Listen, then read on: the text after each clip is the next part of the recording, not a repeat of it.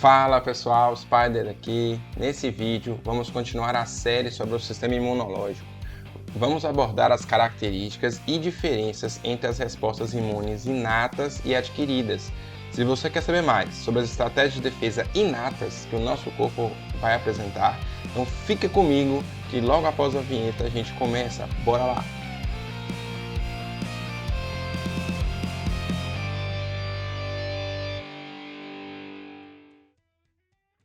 Bom, mas nem só de inflamação a imunidade inata age. Então, é bom mencionar aqui para vocês que nós temos um outro mecanismo que é focado nos vírus, que é a chamada defesa antiviral. Então, aqui tem um esqueminha que busca mostrar isso. Mas, assim, eu vou tentar simplificar o esquema, tá? Então, como até falei no início, no primeiro slide dessa série de vídeos, a minha intenção aqui não é detalhar totalmente a resposta imunológica, suas características, mas sim passar uma visão geral para você entender como é esse funcionamento. Eu vou dando sempre alguns exemplos, mas minha aula aqui não vai substituir a leitura completa do livro. Tá? A gente tem aqui nessa figura os PAMP, os peptidoglicanos, lipopolissacarídeos, por exemplo, os receptores. Então aqui tem os TLR, são receptores chamados de receptores semelhantes ao TOL. São encontrados em diversos locais das células, como até mostrei anteriormente na figura lá, os receptores de reconhecimento de padrões. Então, um grupo mais famoso são esses receptores do tipo TOL. Esses receptores, né, estão presentes aqui então na membrana celular, tem eles aqui também no endossomo, e aí eles estão aqui identificando estruturas bacterianas, mas eles também têm capacidade de identificar estruturas virais. Então, a gente vem aqui a RNA de fita simples, fita dupla, característicos, por exemplo, de infecções virais, e aí vai haver na célula, a partir da identificação desses VAMP, principalmente os virais, a formação de duas proteínas importantes, que é o fator nuclear kappa B e esses fatores aqui relacionados aos interferons, que vão estar associados aí a uma resposta específica para combate de vírus, especialmente. Então, por exemplo, aqui, quando a gente fala de interferons, né, os interferons eles vão sempre estar associados com vírus. Não apenas com vírus, mas especialmente com vírus. E aqui, os interferons chamados de tipo 1, que são os interferons alfa e beta, esses sim se relacionam muito com a resposta a vírus.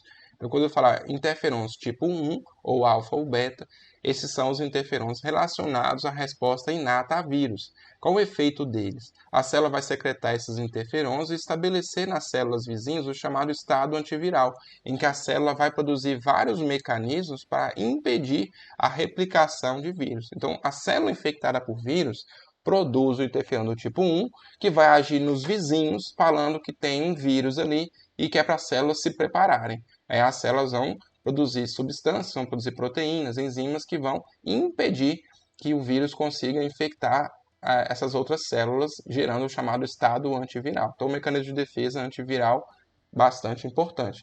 Além disso, o fator nuclear kappa B, que é mostrado aqui, ele vai desencadear aí a produção, por exemplo, de citocinas, de interleucina 1, interleucina 6, moléculas de adesão, ou seja, substâncias muito importantes para a inflamação.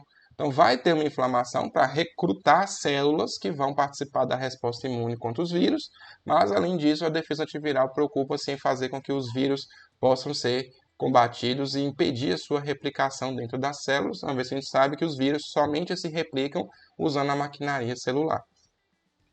Então, aqui tem um videozinho mostrando esse estado antiviral. Vamos lá? Então, a gente tem aqui a entrada do vírus na célula. Ele vai passar pela membrana. Então, a gente sabe, né, os vírus infectam as células, passam pela membrana plasmática. E aí, os receptores vão identificar a presença do vírus. Por exemplo, o material viral nucleico. Interferons vão ser produzidos e esses interferons vão ser liberados para que nas células vizinhas eles possam mobilizar mecanismos que vão gerar o estado antiviral. Por exemplo, proteínas que destroem o material genético do vírus, que impedem as enzimas virais de produzirem DNA, de replicarem o material genético. Então, todas as estruturas que o vírus precisaria formar vão acabar sendo eliminadas, né, pelo famoso estado antiviral. Então, aqui ele mostra enzimas que degradam o RNA viral, que poderia ser importante para o ciclo de replicação do vírus. Então, esse é o estado antiviral que é induzido aí pela atividade dos interferons tipo 1. Bom, então aqui a gente vai falar da última função, digamos assim, que a imunidade inata apresenta, que vai ser basicamente estimular a imunidade adquirida. A imunidade adquirida, ela depende de estímulos que provêm da imunidade inata, como a gente vai ver aqui. A resposta imune inata, ela fornece sinais que atuam em conjunto com o antígeno para estimular a proliferação e a diferenciação das células T e das células B. E uma vez que a resposta imune inata confere essa defesa inicial, então ela também vai acabar acionando a imunidade adquirida. A ativação dos linfócitos vai depender então desses dois sinais que a gente mostra aqui.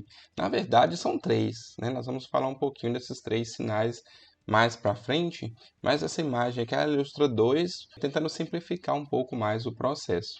Primeiro, a gente vai ter aqui o sinal número 1, vou chamá-lo aqui, que é a própria apresentação do antígeno.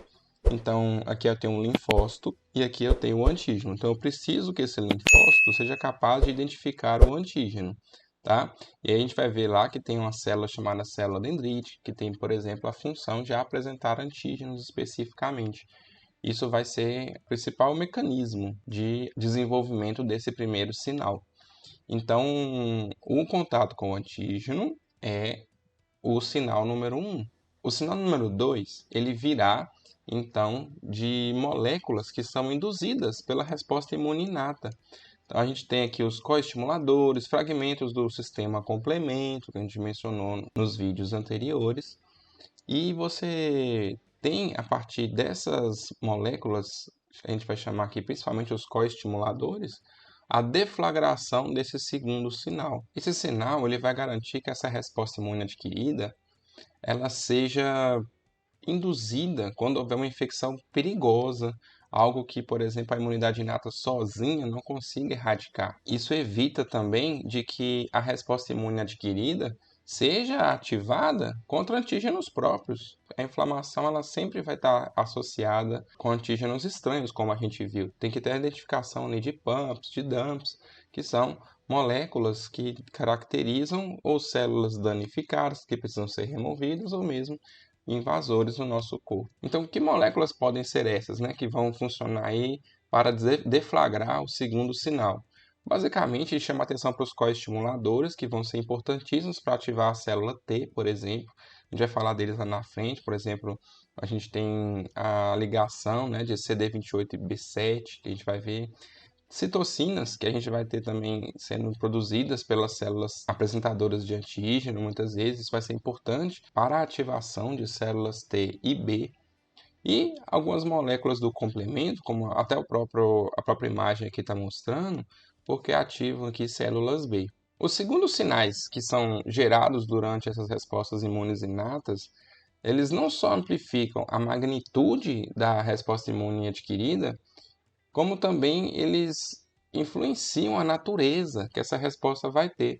Isso vai ser muito importante, especialmente quando se trata das funções das células T, que elas vão ter ali, especialmente o linfócito T, que a gente chama de T auxiliar, que ele vai ativar várias células do nosso corpo, por exemplo, macrófagos para eliminar micro-organismos intracelulares, ou em respostas a vermes, por exemplo, pode haver o recrutamento, a ativação de eosinófilos.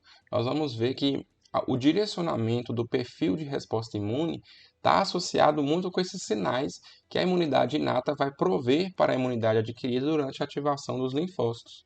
Então, assim, quando as células dendríticas ou os fagócitos, elas encontram micro-organismos, os seus receptores, por exemplo, os receptores do tipo TOL ou outros, né, receptores de PAMPs que a gente já falou, eles estimulam a secreção de citocinas e induzem a expressão de moléculas como, por exemplo, os coestimuladores que eu mencionei. E isso vai ser extremamente importante para a ativação das células T. Então, dessa forma, a resposta imune inata contra esses micro-organismos que os macrófagos, por exemplo, identificam, vão permitir uma ativação mais acurada, né, sobre a célula T e deflagrar uma resposta imune mais eficiente. Agora, sim, por outro lado, quando a gente tem micro-organismos extracelulares que entram no sangue, eles acabam, por exemplo, podendo ativar a via do complemento de forma alternativa. É uma via que não depende, por exemplo, da presença de anticorpos. E aí a gente vai ter alguns produtos do complemento que são proteolíticos, né, que quebram proteínas, e isso intensifica, por exemplo, a produção de anticorpos pelos linfócitos B. Tanto que a gente vai falar mais para frente, né, complemento, anticorpos, eles acabam muito estando associados ao combate a esses micro-organismos extracelulares. Então veja que lá na gênese da ativação da imunidade adquirida, a gente já tem ali um direcionamento da sua maior especialização, né, em relação ao micro-organismo, por exemplo, aí, que está deflagrando essa resposta. Esses anticorpos, por exemplo, eles podem marcar os micro-organismos para serem fagocitados. Isso ajuda principalmente o trabalho de neutrófilos e macrófagos. Podem, inclusive, ativar outras células que fazem um fenômeno chamado de citotoxicidade celular, que isso também é importante para combate, especialmente quando se trata de micro-organismos intracelulares. Anticorpos têm várias funções, são muito interessantes, e em outro vídeo eu exploro isso com vocês. Então a gente consegue ver pela imagem, né? Uma vez que a gente tem dois sinais, você vai ter a proliferação e a diferenciação dos linfócitos. Essas células elas ficam inativas, elas estão presentes, como já falamos em vídeos anteriores, elas estão presentes nos órgãos linfóides secundários, em grande maioria. Então, lá que vai haver essa ativação, e aí a proliferação e diferenciação dessa célula é uma célula efetora, uma célula de memória, por exemplo, que é uma das características que nós vamos ver aí da imunidade adquirida. E eu vou chamar muita atenção para vocês aqui em relação às citocinas que vão estar envolvidas nesse processo. Por quê? A gente tem, na verdade, uma teoria de 3 sinais para a ativação dos linfócitos. Quais são esses sinais? Então, repetindo aqui, é o próprio antígeno, na sua identificação, uma molécula que vai funcionar como um coestimulador. E qual seria esse terceiro sinal que não é falado aqui? Vão ser essas citocinas. Essas citocinas vão, digamos, direcionar a ativação da imunidade adquirida de forma muito eficiente. Elas acabam estimulando esse processo aqui de proliferação, de diferenciação dos linfócitos para que eles consigam efetuar a sua resposta, por exemplo. A gente vai falar um pouquinho de citocinas. Tem um outro vídeo aqui, vou deixar um card para vocês, que eu falo muito sobre as citocinas na imunidade, na resposta imune. Acho que ajuda vocês a entender. Eu costumo até falar sempre com meus alunos. Se você entende a citocina, você entende a linguagem das células. Isso permite você praticamente entender tudo que está acontecendo em um processo imunológico, uma resposta imune, por exemplo. Bom, tem algumas citocinas que são muito relevantes. Vou até mencionar umas para vocês aqui, ó. Interleucina 12, interleucina 4, interleucina 6, 17. Eu vou lembrando aqui aos pouquinhos, já pela relação que elas têm com as funções de algumas células.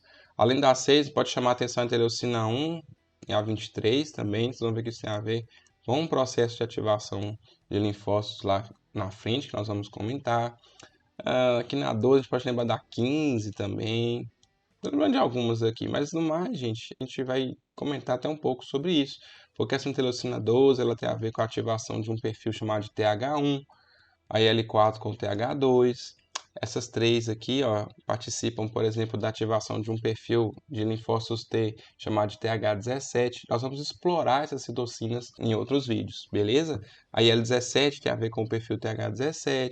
SL15 ela serve para ativar células natural killers, células TCD8, por exemplo. Então, elas acessam influência, na verdade, em diversas células do nosso corpo. Então já vamos falar um pouquinho dessas citocinas para fechar essa aula. Bom, pessoal, então para finalizar, eu deixei aqui um quadrinho, não vou ler esse quadro todo com vocês, mas é um quadrinho que destaca aí o papel das citocinas. Eu citei algumas delas aqui no vídeo. Então a gente tem aqui o fator de necrose tumoral, interleucina 1, interleucina 6, interferons do tipo 1, várias quimiocinas, a interleucina 12, a 23, a 18, já foi comentada na época do inflamassoma, e também tem os interferons do tipo 2, que acabam colaborando com as respostas imunes inatas. Algumas delas eu não mencionei ainda por causa da sua especificidade com a atividade de algumas células, como a gente vai ver.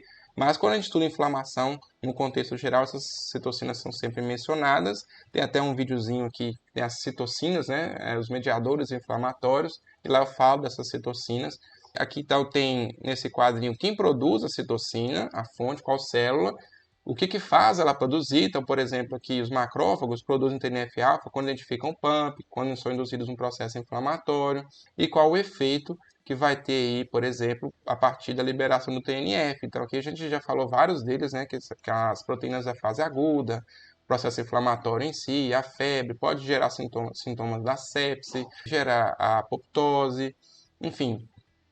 Deixo aqui para vocês, caso queiram explorar um pouco mais, né, o papel das citocinas aí, da imunidade inata, para entender como que todo esse processo ele acaba sendo associado a várias moléculas e a várias células simultaneamente, que vão, em conjunto, montar um aparato para eliminar um possível agente irritativo, um agente agressor, ou mesmo células danificadas. Bom, no início dessa aula, deixei lá para vocês o gatilho para completar a frase. Então vamos lá, vocês conseguem responder agora? A resposta imune inata tipicamente age por dois mecanismos, A e A, pam, pam, pam, pam, pam. O que é que responde isso daí? Então, vamos deixar para vocês pensarem 2 segundos. É a inflamação e a defesa antiviral. Muito bem, quem acertou isso? Se você acertou, comente aí se você conseguiu chegar nessa resposta aí antes de eu revelar o gabarito, hein? E o segundo desafio foi: a ativação dos mecanismos inatos geralmente ocorre quando há identificação de moléculas presentes em agentes invasores e células danificadas conhecidas, respectivamente, como... Quais são o nome dessas moléculas? Olha lá, é até pequenininho, na verdade é uma sigla, né? São os PAMPs e os DAMPs, né? São os padrões moleculares associados a patógenos e os padrões moleculares associados a danos. Agora, avalie essa frase para mim. A imunidade inata é geralmente determinada e não específica para patógenos. Isso é verdadeiro ou falso? Pensa aí 2 segundinhos. Muito bem, quem acertou que é verdadeiro. Ela não é específica, né? A gente normalmente trata a especificidade da imunidade adquirida. E tem essa questão aí com 4 opções de resposta. Vamos pensar. Qual das seguintes afirmações é verdadeira sobre a imunidade inata? Ela é altamente específica para patógenos específicos, ela desenvolve memória imunológica, ela oferece uma resposta rápida e generalizada a uma variedade de patógenos, ela é mediada principalmente por linfócitos B e T. Qual é a opção correta, pessoal?